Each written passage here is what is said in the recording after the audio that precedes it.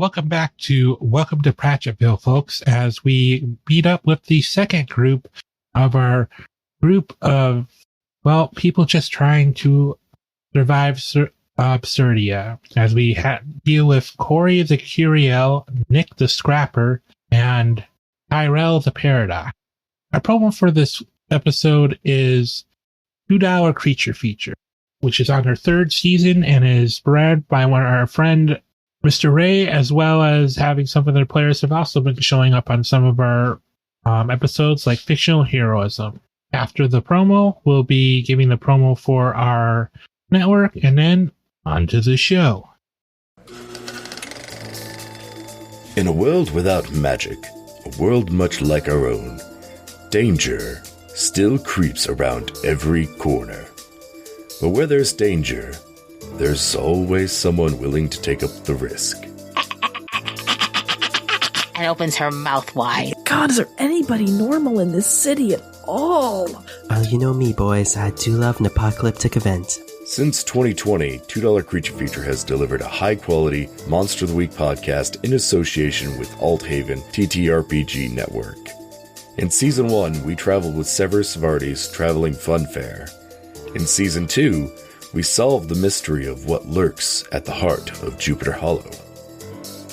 Now, a new team must stand up to the threats that are out of this world. $2 Creature Feature proudly presents Season 3, Atlas.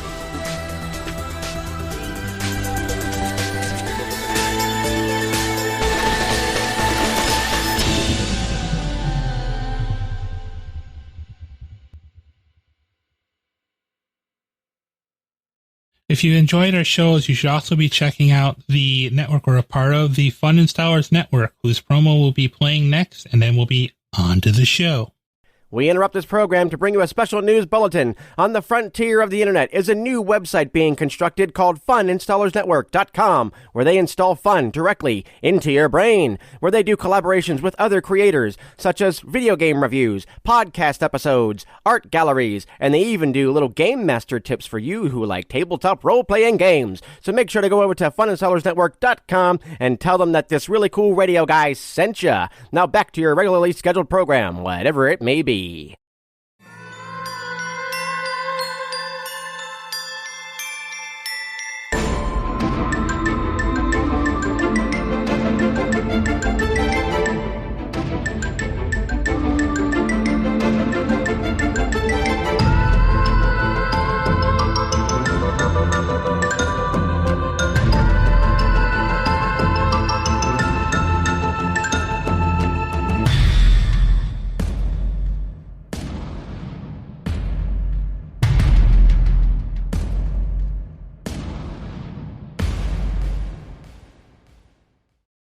Welcome, listeners, to the second group of our Absurdia campaign, Welcome to Pratchetville. You might hear some familiar voices, and we have a newcomer to the pod. Hey, guys, how do you guys want to do this? Want rock, paper, scissors, or... I'll go first, I reckon.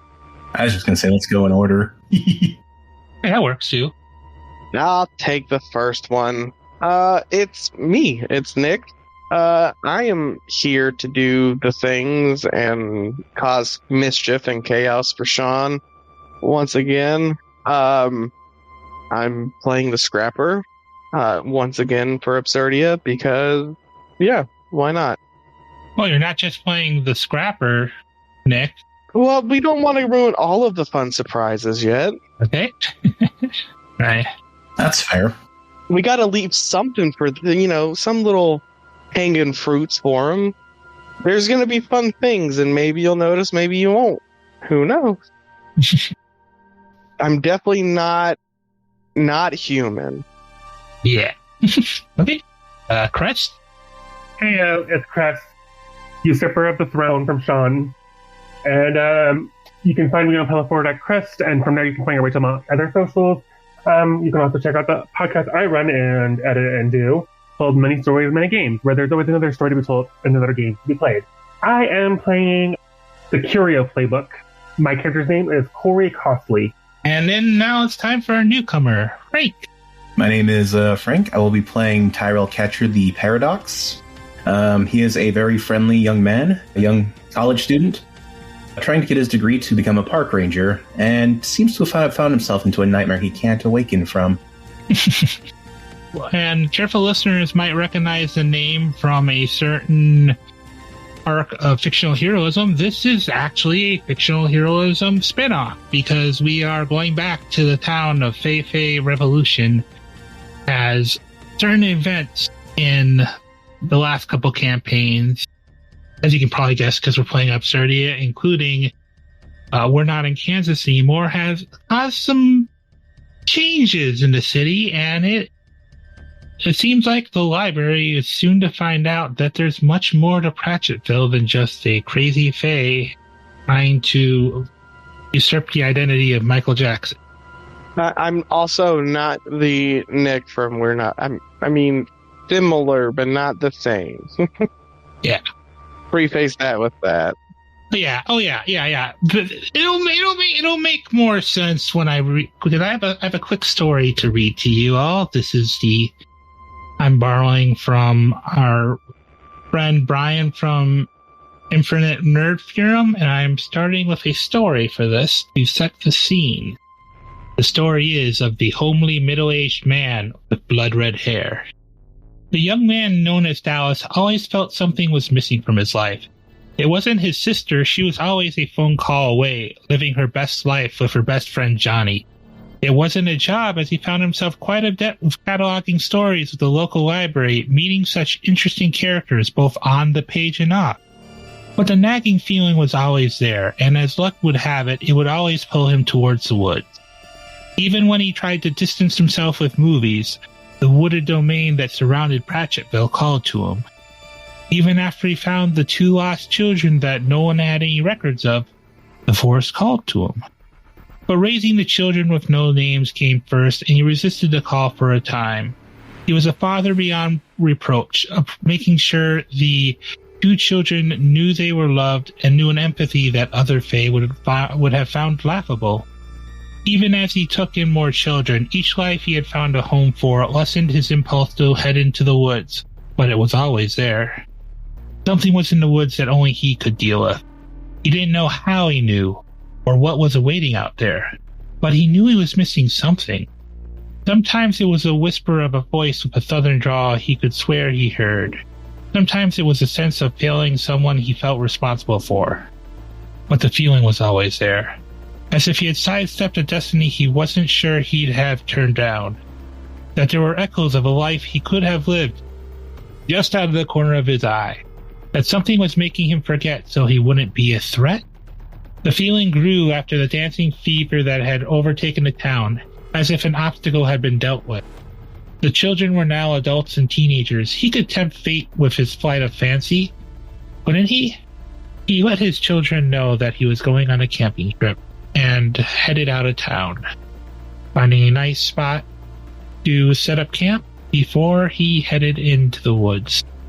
As he walked into the woods, a feeling of deja vu washed over him. Something about where he was. It was dangerous. He felt a grip of pain in his chest as if he had lost everything, and he clutched his hand to his chest as he tried to continue. His foot crushed a mushroom as he stepped forward, and suddenly the foliage in front of himself shifted and tore away like some kind of magic parting. There was a cottage in front of him as he stepped forward, walking out of the ring of mushrooms that had seemed to trigger this change in scenery. The specters of the life that he had sidestepped were stronger in this place. He could practically feel flashes of it now. A sister lost, a mentor found, a book that brought him the wrath of an angel. But there was more. He could see things that he had missed in this life. A group of 5 beings forming out of a black goo from the ground. At first they were furry and looked like they'd look right at home in an anthropomorphic noir novel. But they shrink as if overwritten, becoming flesh and blood as if someone said no. That these beings would not be locked into the life they had escaped. As their clothes grew oversized on their bodies, he recognized the faces of his daughter. +1. As he walked into the cottage, he could practically see the spectral images of his daughter standing up, confused inside. This place, he couldn't help but mutter to himself. This is a place where the lines of fiction and reality are thinnest, isn't it? He said, not expecting the answer he received. It is, my friend, but you're not safe here. You gotta get out of here or you'll draw its attention. Came the voice with the southern drawl, before a noise from below caused it to become quiet suddenly. Dallas looked around as the noise became louder, a slithering or was it a squishing noise that seemed to move across the floor, drawing Dallas's attention to the door in the floor that bounced with every loud crescendo of the source. Dallas tried to run, he truly did. But his breath was already drawn short by the panic that these confusing memories had put in his head. He barely made it to the door when the cellar door slammed upward and he felt the first tendril of strange wet mass wrap around his leg and pull him back as he screamed fruitlessly. Tendril after tendril of black wet ink wrapped around his limbs and pulled him into the mass that slowly began to absorb the living paradox that was a reality warper that thought himself a man. There would be consequences later. And yeah. I hope that set the scene well. What do you guys think? I like it. I like it a lot. Very good attention grabber. Mysterious. I wonder who the two children are. It's definitely not me. I kind of have an idea of how to start and set the scene. How to start this with Tyrell coming into town, maybe. That works. We have a cast member that'll be joining later that has a character that knows Tyrell. Oh boy. I think your spooky friend with the grave expression had pointed you to Pratchetville because he knew that there's a lot of people in town here who had a lot of unique experience with curses, all kinds of things. He basically said that the library location here in town would be the best place for your character to maybe get some answers about what's going on. All right, that sounds good. I'm going to say in that case, would it be accurate to say that right now he'd be along the road heading towards the library? Yeah. After being pointed so thoughtfully? Yeah. I think he just got off the bus stop heading into town. You know, like he's giving you directions, so you got an easy path to go towards where the local branch of the library would be. And alrighty. As you see Tyrell Catcher getting off the bus, you see a very young man with dirty blonde hair, half-horn glasses, a kind of goofy grin on his face, stubble, and wearing a orange kind of rainbowish coat, kind of cheerfully waving at everyone and making his way to the library. He is about 5'6" and kind of has a little skip to his step.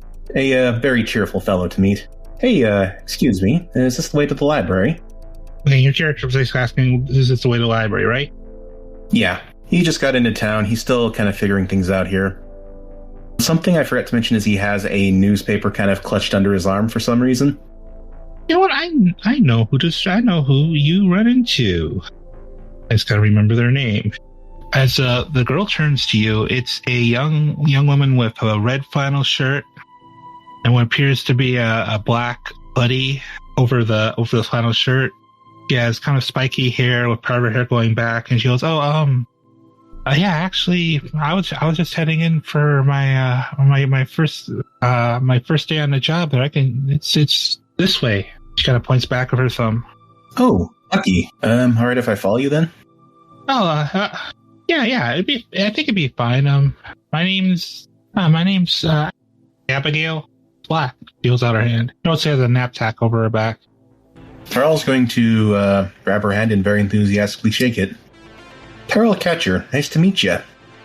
Nice to meet you, Corey. I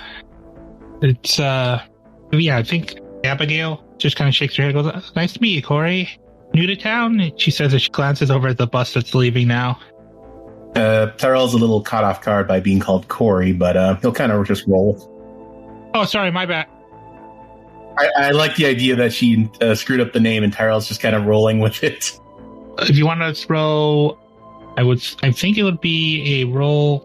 A chaos or a wits, I feel like would be a good one. Yeah. Our friend does not have his wits about him, so I think a wits roll would be hilarious.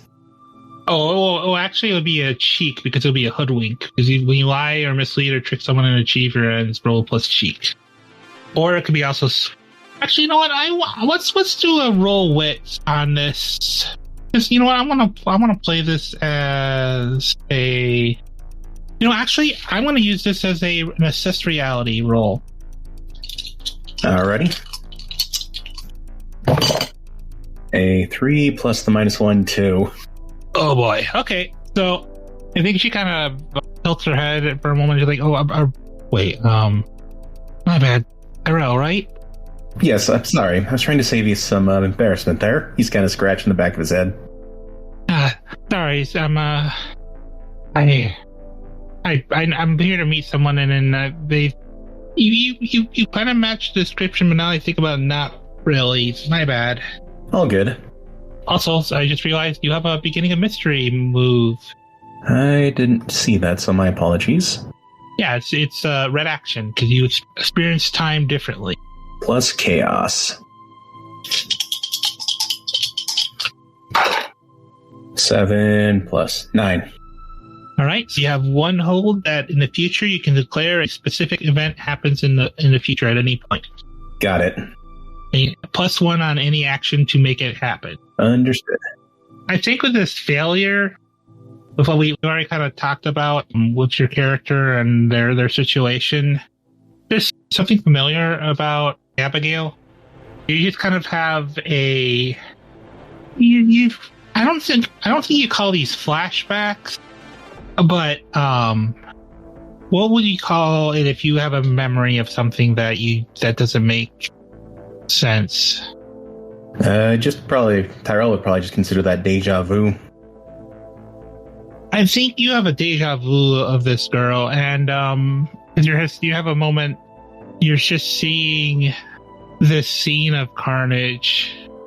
The man who experimented on you is in the distance, and he has a bunch of colorful characters with colorful masks and stuff around him. You look to your right, and you see the girl before you floating in the air, energy coursing around him. Then you kind of snap back. At that kind of moment of deja vu, Tyrell's kind of like, he kind of loses his happy-go-lucky expression and has a very serious expression on his face. And going to assume Abigail notices.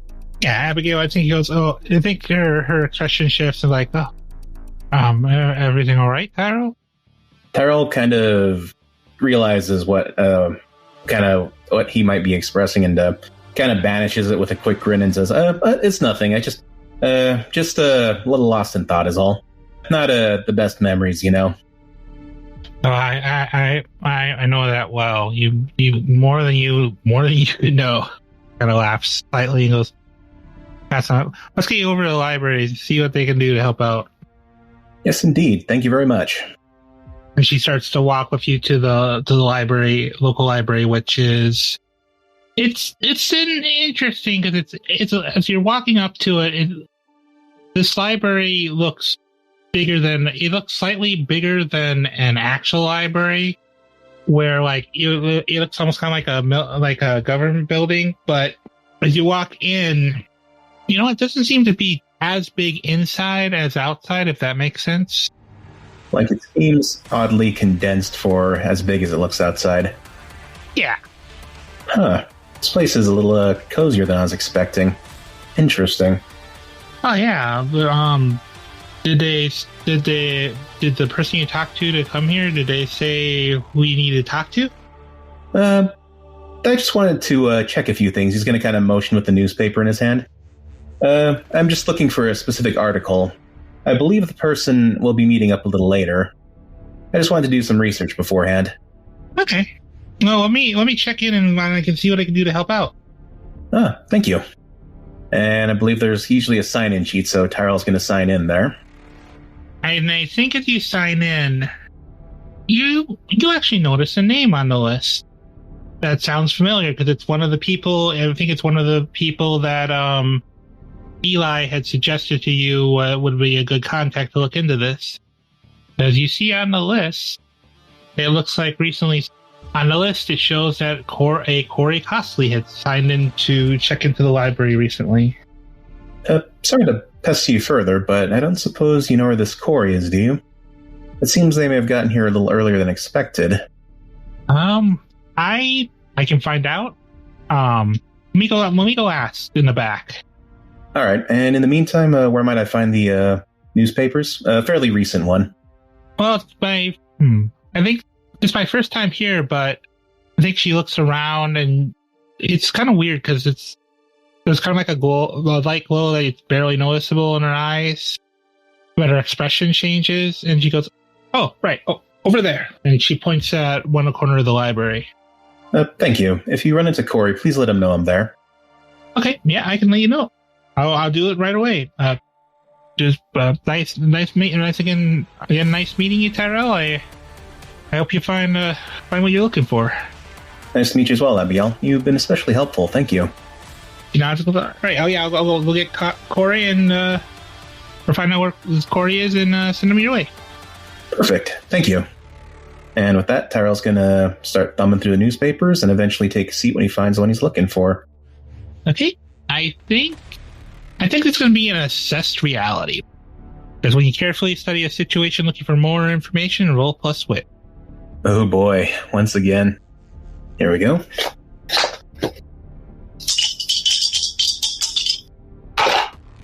Double 6. All right. You get 2 hold. You can ask, what happened here? What's my best route? Are there any dangers I haven't noticed? What here is useful or valuable to me? What here is not what it appears to be? And who or what is really in control here? Who or what is really in control here for the first one? Okay. I think you kind of get a sense. You see some people heading out to the back where Abigail went. There's some people going in and out. They seem to be a little more, how should I say, not the kind of people you expect to be working at a library. They're more bulky. They look like they're ready to go out and do some bubble gum and kick some acids, they say. And I think you kind of get the sense that the reason why it looks bulkier on the inside is there's the library part that's actually the library, and then there's another organization in the back, similar to the group that your friend Eli had told you about that he worked for. All right, Tyrell's going to take note of that. And are there any dangers that Tyrell hasn't noticed yet? Never go when a DM says that. Oh no. I think the newspapers are closer to the back, and I think as you're watching this, you kind of notice that you kind of blink, and then you open your eyes, and then the front of the room suddenly seems like it's farther away, and the edges of your vision are starting to turn black and white, like an old school animated cartoon. Ooh, I think Tyrell might try and move out of sight there with that. I think if you're trying to move out of sight, or you're trying to move out of sight of what you're seeing on your peripheral, or are you like moving more into the open, I guess is the question. Out of the peripheral, kind of making himself as nondescript as possible. Ooh, okay. So I think you're kind of ducking to the side and going through these shelves books, and you hear a growl behind you, and then and with that, we're going to switch over to Corey quickly. I think Abigail is checks in and heads into the back of the library, where I figure Corey is. But yeah, I figured Corey is checking on another item brought in by the library. That works for you, Crest? Is this like an actual library, or is this a facility of the library? Both. All right, then. Yes. The front is an actual library, and in the back is the library organization. One thing no one's encountered yet is there's fast travel in the library organizations through books. Corey sighs as he looks at another figure. Corey, well, we start with the concept of Shaggy Rogers from classic Scooby-Doo. Then we give him a tan, replace his red pants for gray ones, his shoes for flip-flops, his green shirt for a tie-dye tank top. His hair is now dark red, and he wears round wireframe glasses with black lenses. There is a drawstring backpack back on a chair nearby. he turns to a man who I'm just going to call Michael for the sake of ease and go, well, Michael, it looked like this is just another possessed Ouija board. I really don't know why you called me here for this. Yeah, the other figure looks at you. He is a tall, owlish-looking man named Michael. Kind of classes him. Well, we just wanted to make sure after everything that happened in town, Corey, we just want to make sure there's nothing that we were missing. Like, we don't want a return. We don't want another dance incident to happen. And some of my friends had looked into it and thought that it might be a little bit more than that, but you'll still be fairly compensated for your time. I'm sure. Can I go out into the alley and smoke now? And if you want to have her come in now, it's a good time. Yes. Yeah, sure. We were informed by our ghostly friend that he might have sent someone here that might need your expertise, and I know they're supposed to be coming today, but I haven't seen them yet. Just keep yourself available. I've been told it will be so much worth your time. That remains to be seen. And then I grab my drawstring bag off the chair, and I fling it over my shoulder, and I go to walk out. And I think as you're walking out, and Abigail walks in, and she's like, excuse me, is there a Corey here? I was told he was working back here. That would be me. Hello, Mr. Corey. I have an appointment. There's someone else out in over by the newspapers. He said he had an appointment with you. Sent to talk to you by an Eli? By an Eli above game? Yeah. Eli, which you know as the library operative. He's a monstrous. He's a Grim Reaper and also a superhero. And from time to time. Corey lets out a big breath and he says, fine. And then he turns and walks away to do this because he knows that if he doesn't attend to things that pop up, they tend to usually rear their heads up in a very ugly incident later. So Corey seeks out Tyrell. Yeah. And I think you come out, you start to head over by the newspapers, and you see something odd. No one else seems to notice it, but I think this, as a hero, as someone used to supernatural stuff, as you're heading towards the newspaper section, it is noticeably monochrome. It's like almost like something seeping into that portion of the library, if that makes sense. Or is it luminal space? Is that another term for it? Liminal space, yeah. And I would need you to roll and assess reality. I don't have the moves memorized just yet. What status is that? That's plus wits. Just a flat roll then 2d6? Yep. 7. Okay, with a 7, you have one hold. You should ask the following questions. What happened here? What's my best route? Are there any dangers I haven't noticed? What here is useful or valuable to me? What here is not what it appears to be? And who or what is really in control here? What was the first one? What happened here? We'll go with that one. I think as you move closer to this space, and I think you take out a glove and you just kind of like part of the wall actually looks pitch black, and you take the glove and you kind of like sample it, and you kind of realize something. It's whatever's causing this effect. It's some kind of otherworldly ink. And I think you also kind of hear the same thing that Tyrell heard as he kind of went in further into the space to kind of hide. It's like, and the sounds of something just taking off down further into the liminal space here, where like heading into where whatever this ink is doing, it's infected into the library. We're in a space that it's kind of warping reality around.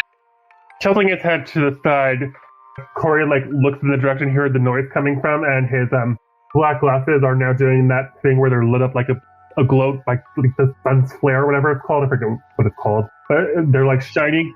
That scary, shiny kind of background. No, it's like when a person with glasses turns to look at something and the light of the sun makes them all shine up white, so you can't actually see them. So I posted in Pratchetville a GIF. Yes, that. Corey does that with his glasses, And then he sighs as the glow fades back to black, and he's like, here we go. And he's not running, but he's also not, like, moving slowly. So, like, the brisk trot, he moves to follow the noise. Question, just so I know for later. Are there bystanders around, since this is the public library? There's bystanders around. I think there's bystanders around, but they don't seem... You notice that they don't seem to be noticing whatever's going on. It's almost something like, if you tilt your head, you almost had to tilt... You could sense something was off when you saw this, and you had to tilt your head and look at it in exactly the right way to notice it. Okay. If that makes sense.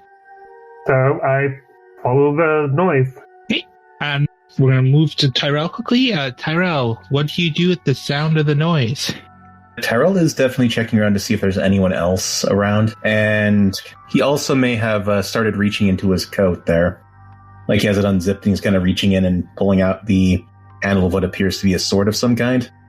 I think as you're looking around, you kind of notice there's movements going around the shelves around you. Like in a horror movie, there's this noise, you look one way and you see like the flash of something black, neon black. I hate that I have to use that word because that's an oxymoron, but that's sort of what it looks like. It's black, but it's also got kind of an unearthly glow. I was thinking more, originally I was thinking when you described that, the like super black that absorbs all light. Oh, actually, you know what? I like that better. Let's go with that. It's less detail and more just like a black, like you said, like it's like the absence of light. There's no detailing. Yeah, Tyrell is reaching for the sword and making sure no one's kind of around to see him kind of draw it. Yeah, there's not really anyone around. In fact, that's the thing. You're looking around is you realize that the way you moved to kind of get out of sight, it seems to be everything seems less detailed. It almost looks like you've walked. It's like you walked onto the set of like a movie like Cool World or Roger Rabbit. If you could actually like walk into, or it's like those live action movies with the animated where like you feel like you should be seeing a green screen, but you're actually just seeing this bizarre animated version of the area you're in. And I think as you're doing this with the sword, you actually notice something. And I think this also draws Corey's attention, is that the shelves are starting to move suddenly.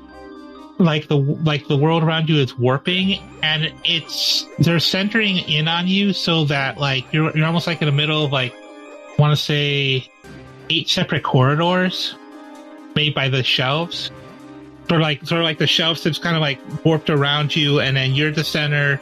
There's a space in the center, and then there's these shelves that are just lining up so that whatever's here has more than the, I want to say like more than the 4 options to come in at you that it had previously, if that makes sense. Okay, yeah, Tyrell's going to fully draw the Zweihander out of his coat. Definitely taller than him, and he kind of looks a little unsteady pulling it out. Well, not again. Guess we'll see what's going on here. He's kind of muttering to himself. I mean, I think you start to hear the noise, and then this is the part that's kind of disturbing, is you hear, it sounds different enough that you're thinking it might be more than one, and then it happens again. And this noise would also be what Corey can hear, that you can kind of hear these noises of these similar noises. Kind of, it sounds like they're converging on an area. Do you move closer? Corey or Tyrell? Sorry, Corey. I'm going to embrace the chaos. All right. That's an 8. Okay, with an 8.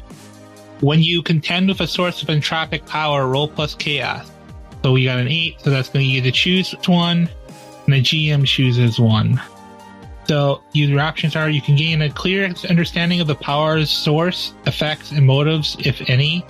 You quell the power's effect or fan its flame. You briefly wield this power's effect. You subvert this power to achieve your ends, take +1 forward. You inflict or heal 1 harm on a nearby target, or you mark or erase 1 essence. What is an essence, real quick, just so I know? Oh, never mind, right there. It's basically this game's version of luck, just everyone has a different They have like a different, like a refresh, basically. Yeah, I see what it is. Sorry, I literally found it right after asking. Okay, I'm gonna quell the power's effect. My goal here is basically to get rid of the labyrinth that's sprung up around me. So in my head, Corey sees this. He mutters like a quick cantrip he heard, snaps his fingers, and really snaps back so that way there's only one route forward. And then he just keeps walking so he can actually get to wherever the drama is. Yeah, I think you focus on it and you're doing your gestures, and it causes kind of like a ripple effect where you see that right in front of you, the shelves have moved forward, and you start walking forward, and it's kind of funny because I feel like it's almost like a bubble of normality around yourself, if that makes sense. As long as it gets into where he needs to go, he'll take whatever. Yeah, because he's just walking forward, and he's been in the library. He's been looking in articles. I feel like Corey may have been in this area before from like looking up artifacts that might be in the area, looking up their history. So you have more of an innate sense of how things are supposed to be. So you're just kind of walking forward, and as you're walking forward, looking for the source of the disturbance, Tyrell, you kind of just see what you thought was the path in front of you. It just kind of like bends back as you suddenly see Corey walking up to you. Tyrell's going to kind of like point the sword and kind of wobble a little bit before steadying up at him. Frank, humor me. Describe the sword, would you? It is a very battered, very not rusted, but it has like a patina on it. It's a very well-used Zweihander, very large, a bit too big and unwieldy for him to really be using. Okay. And in Spanish on the hilt are the words Giant Slayer. Corey looks at this, and then he looks at you, and he says, "Are you sure the balance on that sword isn't off? I can refer to you to a good weaponsmith who can maybe refurbish it for you." You're not gonna hurt me, are you? Nope. And you don't look like you're the reason why all this is going on, so he's going to kind of cautiously put the sword back in his coat. No, I would imagine that would be the source of the giggling I've been hearing on and off. That's giggling? Oh, where are my manners? Tyrell Catcher. He's going to shoot you a grin and extend his hand. Raises one eyebrow and then shakes the hand and shakes it and says, "Corey Costley, I'm assuming you're my appointment?" Oh, you're Corey. Yeah, I believe Eli sent me to meet up with you. Well, we'll need to talk about that after we figure out this mess. I have to wonder if one of those idiots opened something we shouldn't have. And, Idiots in what? Corey proceeds to keep walking towards the sound of the noise. Wait, idiots in what? He's kind of just like, knows he's being ignored, but... One of the library personnel, sometimes the idiots touch things they shouldn't. Oh, so this is more than just a library. Okay, great. Let's go. As you guys are heading forward, and you're going towards the sound, roll me a quick assess reality. Okay. Also, apologies, Nick. I don't think we're going to get your character in the first episode. Who's rolling assess reality? I'm fine. Both of you. Okay. So you guys are looking into it, and I figured it's a good way. 7. 4. This is actually kind of perfect. Okay, so, Crest, you have one question. What happened here? What's my best route? Are there any dangers I haven't noticed? And what here is useful or valuable to me? What here is not what it appears to be, and who or what is really in control here? Are there any dangers I haven't noticed? I'm glad you asked that. Anyone following the noise, it seems to be circling you guys, and it goes silent for a few minutes, and as you're trying to look around, you turn around, and you turn around to Tyrell, and you see what looks like, is that a fucking symbiote? As a large black mass in the shape of a creature is just kind of like rushing forward on all fours and dives at Tyrell. And Tyrell, having failed, he's not going to react to this because he doesn't notice. What happens next? Well, check out, well, not the next, but the episode after that, we'll find out as we continue with Welcome to Pratchetville.